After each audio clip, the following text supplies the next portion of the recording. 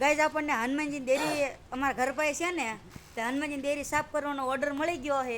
એટલે આપણે જો આ બે વાંયથી પલટન હેલી આવે છે અને હું રસ્તામાં છું બસ. એટલે હવે પોગવામાં જ છીએ થોડાક જ તે જો સામે જ દેખાય છે. ગાઈઝ અમારા બે લુખેસ આવી ગયા છે. એક ભાગે છે, એકને શરમ આવે છે અને એક જોવે છે. આમ હું જોઈશ.